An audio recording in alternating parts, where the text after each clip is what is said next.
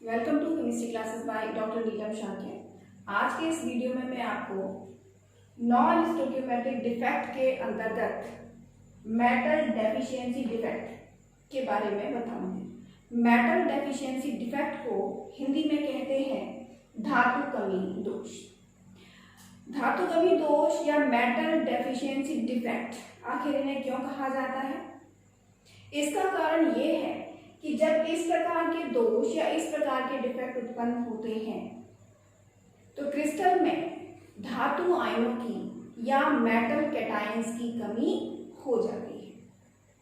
और metal ions की कमी हो जाती है यानी कि कैटायंस कम हो जाएंगे और एनायन बढ़ जाएंगे। तो हम कहेंगे कि कैटायन और एनायन का रेशियो चेंज हो जाता है।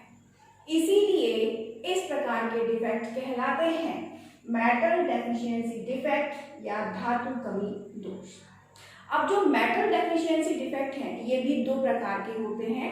कौन कौन से प्रकार है ये? Number 1 due to cation vacancy या धनायन रिक्ति के कारण, and number 2 due to presence of extra anion या ऋणायन अतिरिक्त ऋणायन की उपस्थिति के कारण। तो इसमें हम पहले फर्स्ट वाला समझते हैं ड्यू टू कैटायन वैकेंसी। अब मेटल डेफिशिएंसी जो डिफेक्ट है चाहे फर्स्ट हो या सेकंड हो, दोनों ही प्रकार के डिफेक्ट्स ऐसे मेटल कंपाउंड्स में मिलते हैं जिनकी वैलेंसी वेरिएबल होती है या परिवर्तित होती है। और जनरली हमने देखा है कि वेरिएबल वैलेंसीज होती है ट्रांजिशन मेटल्स की। तो हम ये कह सकते हैं कि जो मेटल डेफिशिएंसी डिफेक्ट है वो जनरली ट्रांजिशन मेटल कंपाउंड्स में ही पाई जाती है। अब जैसे फर्स्ट टाइप का जो डिफेक्ट है ड्यू टू कैटायन वैकेंसी, ये डिफेक्ट जनरली मिलता है FeO, NiO etcetera.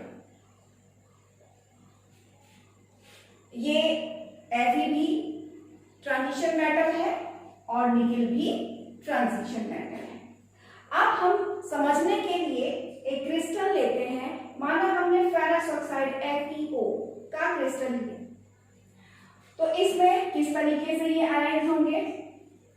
Ferrous 2 positive oxide 2 negative, ferrous 2 positive oxide 2 negative, oxide 2 negative, ferrous 2 positive oxide 2 negative, ferrous 2 positive, ferrous 2 positive oxide 2 negative, ferrous 2 positive and oxide 2 negative.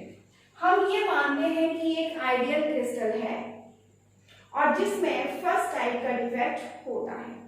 तो ये defect कैसे होगा? इस defect के होने पर इसमें से कुछ कैटायंस अपने लैटिस पॉइंट को छोड़कर क्रिस्टल से बाहर निकल जाते हैं। जैसे हमने माना ये कैटायन फेरस आयन यहां से निकल गया और जब ये निकल जाएगा बाहर तो यहां क्या बन जाएगी? वैकेंसी बन जाती है। अब जब ये फेरस आयन निकल जाता है बाहर, वैकेंसी बन जाती है, तो हम कहेंगे कि इस क्रिस्टल में पॉजिटिव चार्ज कम हो गया जबकि नेगेटिव चार्ज जितना था उतना ही रहा। तो अब इस क्रिस्टल की इलेक्ट्रिकल न्यूट्रलिटी या विद्युत उदासीनता बनाए रखने के लिए जो आसपास के अन्य कैटायंस हैं वो अपनी वैलेंसी चेंज कर लेंगे। जैसे एक फेरस आयन जब इस क्रिस्टल लैटिस से बाहर निकला था तो कितना? +2 चार्ज कम हुआ था। तो उस 2 पॉजिटिव चार्ज को बैलेंस करने के लिए आसपास के 2 फेरस आयंस फेरिक आयंस में चेंज हो जाएंगे। हमने माना कि ये वाला चेंज हुआ यानी कि 2 पॉजिटिव की जगह यहाँ पर क्या हो गया? 3 पॉजिटिव। और एक और चेंज हो जाएगा, हमने माना यहाँ का चेंज हो गया तो ये 3 पॉजिटिव। तो इस तरह से +2 चार्ज इंक्रीज कर गया। अब इस क्रिस्टल में जितना पॉजिटिव चार्ज है उतना ही नेगेटिव चार्ज है और इस क्रिस्टल की इलेक्ट्रिकल न्यूट्रलिटी लगातार बनी रहेगी। तो हमने क्या देखा इस टाइप के डिफेक्ट में कि जो कैटायन है वो अपने लैटिस पॉइंट को छोड़कर इस क्रिस्टल से बाहर निकल जाते हैं और उनकी जगह पर वैकेंसीज बन जाती हैं। जब कैटायन निकलेगा तो इस क्रिस्टल के विद्युत उदासीनता या इलेक्ट्रिकल न्यूट्रलिटी बनाए रखने के लिए जो नियर बाई कैटायंस हैं जो भी हैं वो अपनी वैलेंसी चेंज कर लेते हैं। जैसे एक फेरस आयन निकलने पर +2 चार्ज कम हुआ है तो आसपास के 2 फेरस आयन फेरिक आयन में चेंज हो गए, यानी +2 चार्ज इंक्रीज कर गया और क्रिस्टल की इलेक्ट्रिकल न्यूट्रलिटी बनी रही। अब इस टाइप का डिफेक्ट होने के बाद इस क्रिस्टल पर क्या इफेक्ट पड़ेगा, क्या प्रभाव पड़ेगा, तो हम यहाँ क्या देखते हैं कि इस टाइप का डिफेक्ट होने के बाद क्रिस्टल में वैकेंसीज बन जाती हैं और जब क्रिस्टल में इस टाइप की वैकेंसीज बन जाएंगी तो अन्य आयंस अब इसमें एंटर कर सकते हैं। तो जब इसमें अन्य आयन एंटर करेंगे, माना ये आयन यहाँ आ गया तो अब वैकेंसी यहाँ बन गई, ये आयन अब यहाँ आ जाएगा तो वैकेंसी यहाँ बन गई। तो हम ये कहते हैं कि वैकेंसी बन जाने के कारण अब जो इसमें आयन है उनका मूवमेंट होने लगता है और आयनिक मूवमेंट होने के कारण अब इस क्रिस्टल में इलेक्ट्रिकल कंडक्टिविटी आ जाती है। तो इस तरह हम कहते हैं कि कैटायन वैकेंसी के कारण या कैटायन वैकेंसी डिफेक्ट के कारण जो भी क्रिस्टल है उसकी इलेक्ट्रिकल कंडक्टिविटी या उसमें इलेक्ट्रिकल कंडक्टिविटी आ जाएगी। तो यही इस पर इफेक्ट पड़ता है। तो अब आपको ये यानी कि due to cation vacancy defect समझ में आ गया होगा। अब हम बात करते हैं सेकेंड डिफेक्ट की। सेकेंड डिफेक्ट है due to presence of extra anion. अब जो ये डिफेक्ट है ये कैसे होता है, इस डिफेक्ट में एक एक्स्ट्रा एनायन इंटरस्टिशियल स्पेसेस में आ जाता है। अब जैसे हम माने यहां पर एक आइडियल क्रिस्टल ले लें, जैसे हमने यहां पर लिया Fe2 पॉजिटिव, ये एक आइडियल क्रिस्टल है। तो एक एक्स्ट्रा कैटायन, एक मिनट, आइडियल क्रिस्टल को बनाने के लिए जो फेरिक हमने पहले चेंज किए थे उनको फेरस में भी चेंज करना पड़ेगा। अब ये आइडियल क्रिस्टल बन गया। तो सेकेंड टाइप का डिफेक्ट इसमें कैसे होगा, जब एक एक्स्ट्रा एनायन इंटरस्टिशियल स्पेसेस में आ जाता है तो वहां पर होता है सेकेंड टाइप का डिफेक्ट। जैसे हम मान लें इसमें कि ये फेरस ऑक्साइड है तो कहीं पर आ गया ऑक्साइड आयन इंटरस्टिशियल स्पेस में, तो ये हो गया सेकेंड टाइप का डिफेक्ट।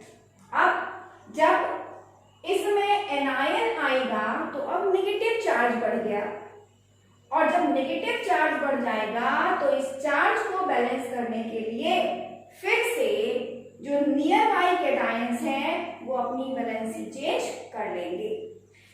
-2 चार्ज बढ़ा है तो कहीं ना कहीं +2 चार्ज भी इंक्रीज करेगा।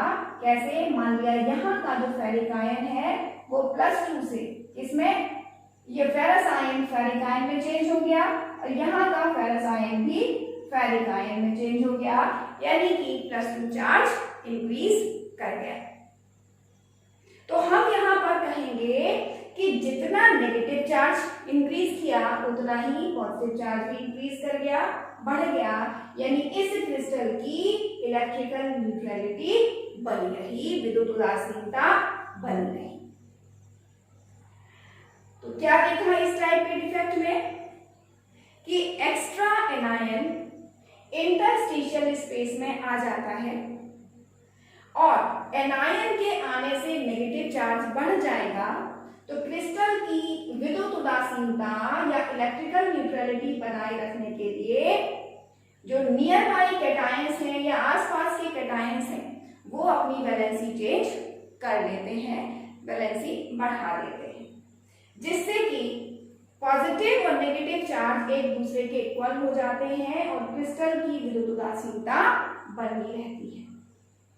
अब हमने आपको यहाँ एक एग्जाम्पल लेकर समझा दिया, लेकिन वास्तव में जो सेकेंड टाइप का डिफेक्ट है वो केवल थियोरेटिकल है, यानी कि सैद्धांतिक है।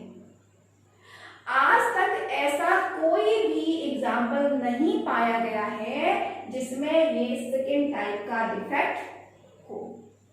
ये केवल हमने आपको समझाने के लिए ले लिया फेरस और ऑक्साइड, जबकि वास्तव में ये डिफेक्ट इसमें नहीं पाया जाता, या अभी तक ऐसा कोई भी एग्जाम्पल नहीं मिला है जिसमें ये वाला डिफेक्ट उपस्थित हो। इसका रीजन ये है कि एनायन का साइज बड़ा होता है और बड़ा होने के कारण वो आसानी से इंटरस्टिशियल स्पेसेस में फिट नहीं हो पाते हैं। तो इसलिए ये डिफेक्ट केवल सैद्धांतिक है, थ्योरेटिकल है, वास्तव में अभी तक इसका कोई एग्जाम्पल प्राप्त नहीं हुआ है। तो इस तरह से आपको मेटल डेफिशिएंसी डिफेक्ट समझ में आ गए होंगे, और अगर आपको ये डिफेक्ट समझ में आ गए हैं और आपको ये वीडियो पसंद आया है तो मेरे इस वीडियो को प्लीज लाइक करें, शेयर करें और सब्सक्राइब करें।